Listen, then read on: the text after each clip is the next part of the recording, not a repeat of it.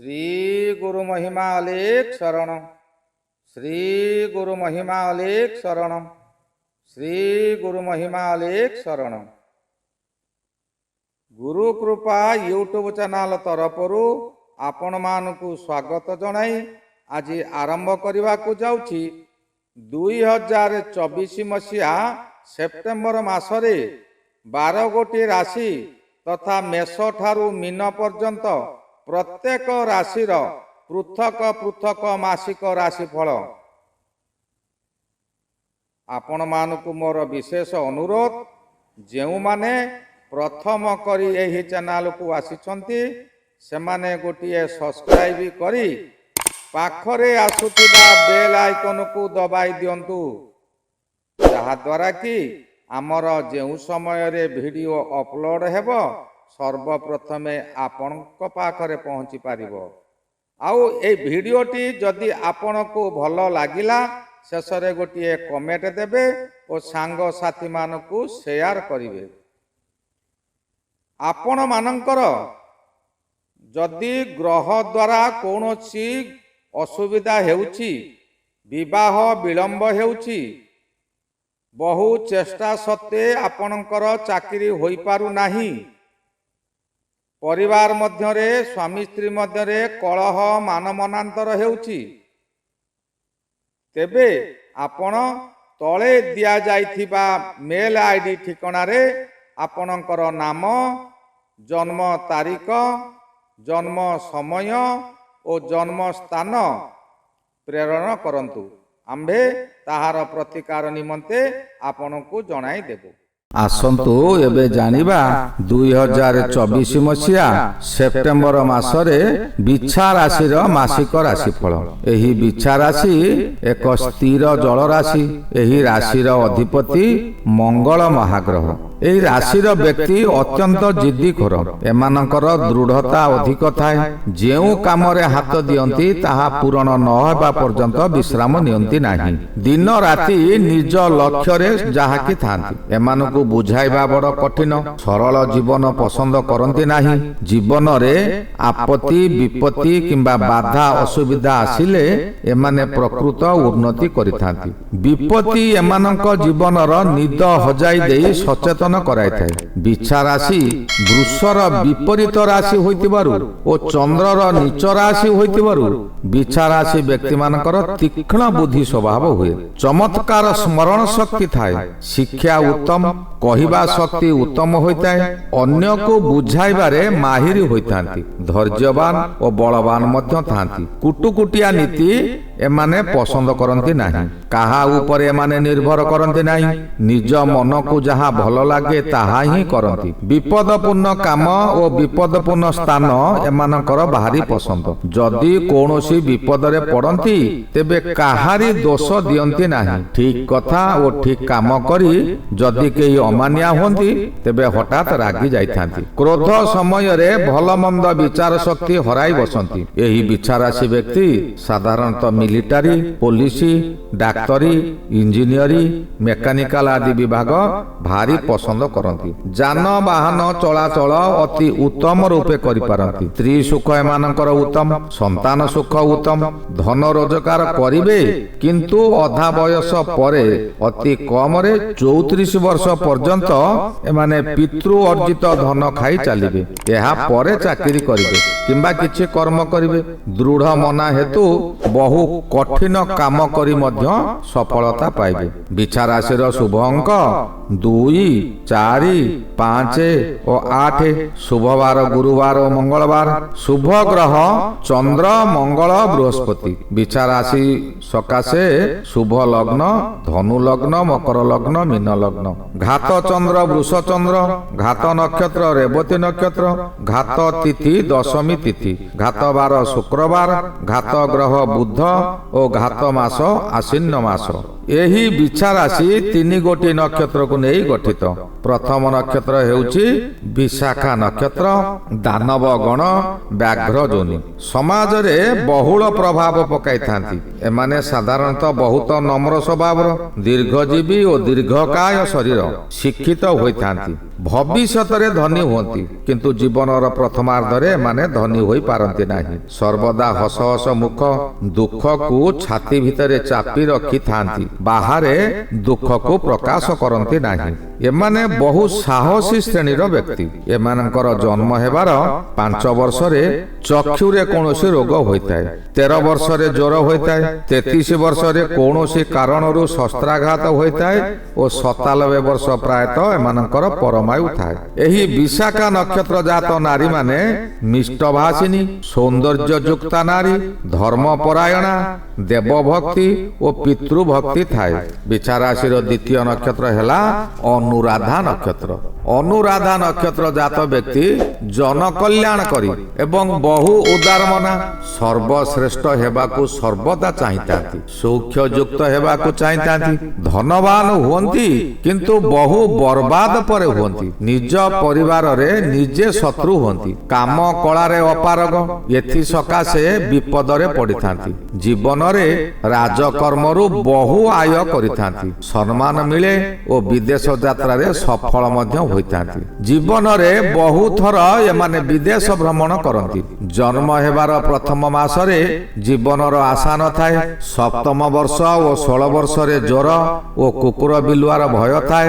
ଏହାପରେ 80 ବର୍ଷ ପର୍ଯ୍ୟନ୍ତ ପ୍ରାୟତଃ କୌଣସି ବ୍ୟାଧି ହୁଏ ନାହିଁ। ଏହି ନକ୍ଷତ୍ର ଜାତ ନାରୀମାନଙ୍କ ପକ୍ଷେ ସେମାନେ ହେଲେ କମନୀୟ ଚେହେରା, କର୍ମକୁଶଳୀ, ସୁନ୍ଦରୀ ଓ ଅତି ଆଡମ୍ବର ନୁହେଁ, ଯତିମତି ମୋହିନୀ। ଏମାନେ ସାଧାରଣତଃ ଅତି ନିକୃଷ୍ଟ ଧରଣର ଚଳଣୀରେ ଏମାନେ ଚଳିଯାଆନ୍ତି। ଯେତେ ଦୁଃଖ ପଡୁ ଏମାନେ କୌଣସି ଦୁଃଖରେ ହତୋତ୍ସାହ ହୁଅନ୍ତି ନାହିଁ। ଏମାନେ ସତୀ ନାରୀ, ସ୍ୱାମୀ ସେବାକାରୀ ଓ ଗୁରୁଜନ ଭକ୍ତିକାରୀ। ତୃତୀୟ ନକ୍ଷତ୍ରଟି ହେଲା ଜ୍ୟେଷ୍ଠା ନକ୍ଷତ୍ର। ଏମାନେ ଗୌରବର୍ଣ୍ଣ ହୋଇଥାନ୍ତି। ଯଦି ଶନି କିମ୍ବା ମଙ୍ଗଳର ପ୍ରଭାବ ଥାଏ ତେବେ କୃଷ୍ଣବର୍ଣ୍ଣ ହୋଇଥାନ୍ତି।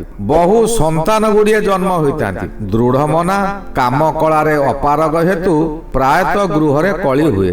ସହଜ ମାର୍ଗରେ ଧନ ରୋଜଗାର କରନ୍ତି। ଭୂତତ୍ତ୍ୱବିତ୍ କିମ୍ବା ଅମିନ କାର୍ଯ୍ୟ କରିଥାନ୍ତି। ଏହି ନକ୍ଷତ୍ର ଜାତ ପୁରୁଷଙ୍କର 3 ବର୍ଷରେ ଜ୍ୱର ହୋଇଥାଏ, 9ମ ବର୍ଷରେ ବିଲୁଆ, କୁକୁର, ଷଣ୍ଢ ଆଦି 4 ଗୋଡ଼ିଆ ପ୍ରାଣୀଙ୍କର ଆଘାତ ମିଳେ, 16 ବର୍ଷରେ ଅଗ୍ନି ଭୟ, 20 ବର୍ଷରେ ଯକୃତ ପୀଡ଼ା ଓ 28 ବର୍ଷରେ ଭୟଙ୍କର ରୋଗ ହୁଏ। 45 ବର୍ଷରେ ମୃତ୍ୟୁବତ ପୀଡ଼ା ମିଳେ। 80 ବର୍ଷ ଏମାନଙ୍କର ପରମାୟୁ। ସ୍ତ୍ରୀ ମାନଙ୍କ ସକାଶେ ସୁନ୍ଦରୀ ନାରୀ, ଅତି ସୁନ୍ଦର ଚେହେରା ଥାଏ, ଅନ୍ୟମାନଙ୍କୁ ପ୍ରଭାବିତ କରିପାରନ୍ତି, ସୌଭାଗ୍ୟବତୀ, ସତୀ ଏବଂ ବହୁ ସନ୍ତାନ ଯୁକ୍ତ। ଯଦି ଏହି ନକ୍ଷତ୍ର ଜାତ ନାରୀ ମଙ୍ଗଳବାର ପଡ଼ି ସନ୍ତାନଟିଏ ଜନ୍ମ ହୁଏ ତେବେ ତାଙ୍କ ସ୍ତ୍ରୀର ବଡ଼ ଭାଇ ମରିଯାଆନ୍ତି। ଏବେ ଆସିବା କେଉଁ ଗ୍ରହ କେଉଁ ଫଳ ଦେଉଛନ୍ତି। ରବି ଗ୍ରହ ଦଶମ ରବି, 10ମ ସ୍ଥାନ ହେଲା କର୍ମସ୍ଥାନ। ରବି ଆତ୍ମକାରକ ଗ୍ରହ, ଏଣୁ ଏହି ଗ୍ରହ 10ମରେ ଭ୍ରମଣ କରୁଥିବା ସମୟରେ ଶୁଭ ଫଳମାନ ବ୍ୟକ୍ତିଙ୍କୁ ଦେଇଥାନ୍ତି। ଯେଉଁମାନେ ଚାକିରି କରିଛନ୍ତି ସେମାନେ ଏହି ସମୟରେ ଉଚ୍ଚ ପଦାଧିକାରୀଙ୍କ ଠାରୁ ସମ୍ମାନ ପାଇବେ। ବେତନ ବୃଦ୍ଧି ହେବାର ଯଥେଷ୍ଟ ସମ୍ଭାବନା ଅଛି। ନିଜର କର୍ମଦକ୍ଷତା ବୃଦ୍ଧି ପାଇବ। ବହୁ ବଡ଼ ବଡ଼ କାମ ହାତକୁ ନେଇ ସଫଳତାର ଶୀର୍ଷରେ ପହଞ୍ଚି ପାରିବେ।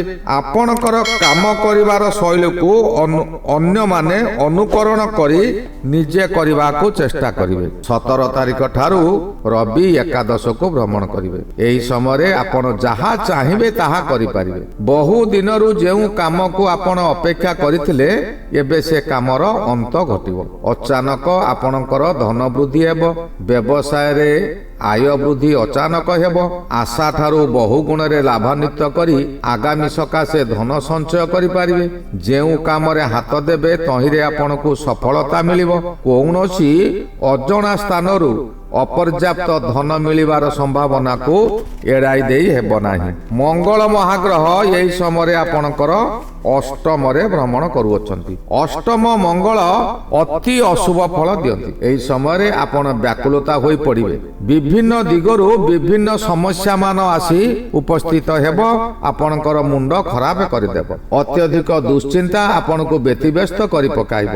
ଏହି ସମୟରେ ଯାନବାହନ ଦୁର୍ଘଟଣା ଘଟି ରକ୍ତପାତ ହେବାର ବହୁ ସମ୍ଭାବନା ଅଛି। ଏହି ରକ୍ତପାତର ସମ୍ଭାବନାକୁ ଏଡ଼ାଇବା ସକାଶେ ଆପଣ କୌଣସି ଠାରେ ଗରିବ ଲୋକ କିମ୍ବା ଅସୁସ୍ଥ ରୋଗୀ ସେମାନଙ୍କୁ ରକ୍ତଦାନ କରନ୍ତୁ। ଆପଣଙ୍କର ରକ୍ତପାତ ଯୋଗ କଟିଯିବ। କାରଣ ରକ୍ତଦାନ ଏକ ରକ୍ତପାତ ମଧ୍ୟ। ଆପଣ ଜଣକ ଜୀବନ ବଞ୍ଚାଇଥିଲେ ଆପଣଙ୍କ ଜୀବନ ପ୍ରଭୁ କୌଣସି ନା କୌଣସି ସମୟରେ ବଞ୍ଚାଇବେ। ଦ୍ୱିତୀୟତଃ ରକ୍ତ ଦେବା ଏକ ରକ୍ତପାତ ଯୋଗ ଆପଣ ଅଯଥା ରକ୍ତପାତରୁ ତ୍ରାହି ପାଇଯିବେ। ଶତ୍ରୁ ଆକ୍ରମଣରୁ ତ୍ରାହି ପାଇଯିବେ। ନଚେତ୍ କୌଣସି ଶତ୍ରୁ ଆକ୍ରମଣ କରି ଆପଣଙ୍କୁ ଲହୁଲୁହାଣ କରିଦେବ। ବୁଧ ମହାଗ୍ରହ ଆପଣଙ୍କର ଦଶମରେ ଭ୍ରମଣ କରୁଅଛନ୍ତି। ବୁଧ ଦଶମରେ ଭ୍ରମଣ ସମୟରେ ଆପଣଙ୍କର କର୍ମରେ ଉନ୍ନତି ଆସିବ। ପୂର୍ବରୁ ସ୍ୱାସ୍ଥ୍ୟ ଯାହା ଖରାପ ଥିଲା ଏବେ ଉତ୍ତମ ରହିବ। କର୍ମସ୍ଥାନରେ ବୁଧ ଜ୍ଞାନୀ ଗ୍ରହ ଥିବାରୁ ଜ୍ଞାନରେ ଆପଣଙ୍କର ଅଭିବୃଦ୍ଧି ହେବ। ଶରୀର ସୁସ୍ଥ ଥିବା ସମୟରେ ଯେଉଁ କାର୍ଯ୍ୟରେ ଆପଣ ହାତ ଦେବେ ତହିଁରେ ସଫଳତା ମିଳିବ। ନୂତନ ବନ୍ଧୁ ଲାଭ ହୋଇପାରେ। ପୁତ୍ର କନ୍ୟା ମାନଙ୍କର ବିବାହ ହୋଇପାରେ। କର୍ମ କ୍ଷେତ୍ରରେ ଆପଣଙ୍କର ପଦୋନ୍ନତି ମଧ୍ୟ ହୋଇପାରେ। ଦଶମ ବୁଧ ଶୁଭ ଫଳ ଦେଇଥାନ୍ତି। ହସ ଖୁସିରେ ଆପଣଙ୍କର ସମୟ ବିତିଯାଏ। ମାସର ଦ୍ୱିତୀୟାର୍ଦ୍ଧରେ ବୁଧ ଏକାଦଶକୁ ଭ୍ରମଣ କରିବେ। ବୁଧ ଏକାଦଶରେ ଭ୍ରମଣ ସମୟରେ ଆପଣଙ୍କର ଖାଲି ଲାଭ ହିଁ ଲାଭ ହେବ। ଆପଣଙ୍କ ଭାଗ୍ୟ ଘର ଖୋଲିଯିବ।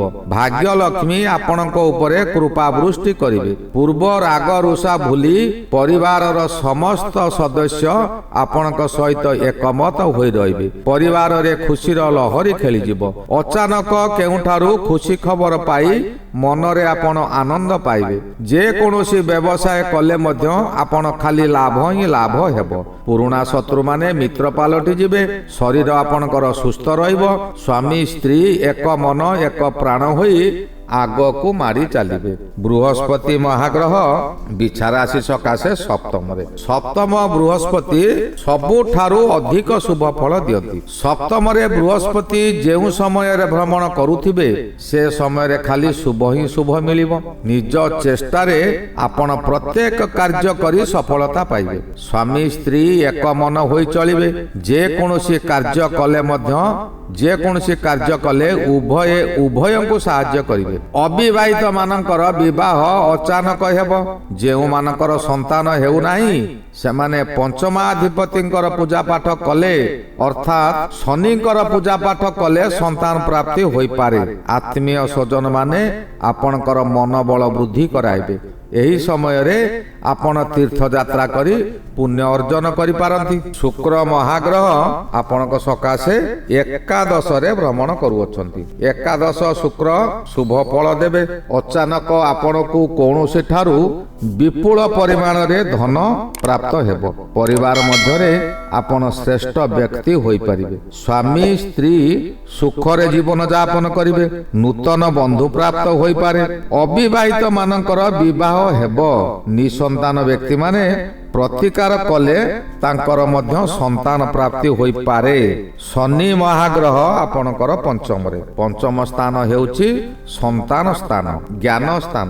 ଏହି ସ୍ଥାନରେ ଶନି ଥିବା ସମୟରେ ଆପଣଙ୍କର ପଦ ମର୍ଯ୍ୟାଦା ହାନି ହୋଇପାରେ। ଆପଣ ହାତେ ମାପି ଚାଖଣ୍ଡେ ଚାଲନ୍ତୁ, ନଚେତ ଆପଣଙ୍କର କର୍ମ ହାନି ହେବା କିଛି ଅସମ୍ଭବ ନୁହେଁ। ଏପରି ପରିସ୍ଥିତି ଆସିବ ଆପଣ ଅର୍ଥ କରଜ କରିବାକୁ ବାଧ୍ୟ ହେବେ। ତଥାପି ଆପଣଙ୍କର ଦୁଃଖ ମୋଚନ ହେବ ନାହିଁ। ସନ୍ତାନମାନଙ୍କର ଶରୀର ପୀଡ଼ା ହେବ। ଏହି ସମୟରେ ସନ୍ତାନ କଷ୍ଟ ଆପଣଙ୍କୁ ବହୁତ ବାଧିବ। ନିଜର ଖାଇବା ଉପରେ ଧ୍ୟାନ ଦେଇ ନ ପାରିବାରୁ ପେଟରେ ବାୟୁ ରୋଗ ଜନ୍ମ ହୋଇ ଆପଣଙ୍କୁ ବହୁତ ଯନ୍ତ୍ରଣା ଦେବ। ରକ୍ତହୀନତା କିମ୍ବା ଉଚ୍ଚ ରକ୍ତଚାପରେ ପୀଡ଼ିତ ହେବେ। ଏହି ସମୟରେ ଆପଣ ନିଜ ଶକ୍ତି ଅନୁଯାୟୀ ଛୋଟ ଛୋଟ ପିଲାମାନଙ୍କୁ ବିରି ବରା ଦୈନିକ ଖାଇବାକୁ ଦିଅନ୍ତୁ। ଆପଣଙ୍କର ଦୁଃଖ କଷ୍ଟ ଦୂର ହେବ। ରାହୁ ମହାଗ୍ରହ ଆପଣଙ୍କର ଷଷ୍ଠରେ ରାହୁ ଭ୍ରମଣ କରୁଥିବା ସମୟରେ ରାହୁ ମହାଗ୍ରହ ଏହି ସମୟରେ ପଞ୍ଚମରେ ଭ୍ରମଣ କରୁଅଛନ୍ତି। ଯେଉଁ ସମୟରେ ପଞ୍ଚମରେ ରାହୁ ଭ୍ରମଣ କରୁଥିବେ ରାହୁ ଅତି ଅଶୁଭ ଫଳ ଦିଅନ୍ତି। ଚତୁର୍ଦିଗରୁ ବିପଦ ସୁନାମି ପରି ମାଡ଼ି ଆସିବ।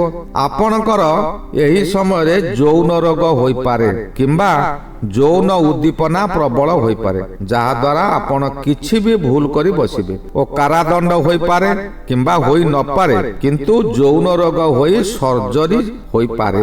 ପରିବାର ମଧ୍ୟରେ ସନ୍ତାନ ପୀଡ଼ା ଦେବ।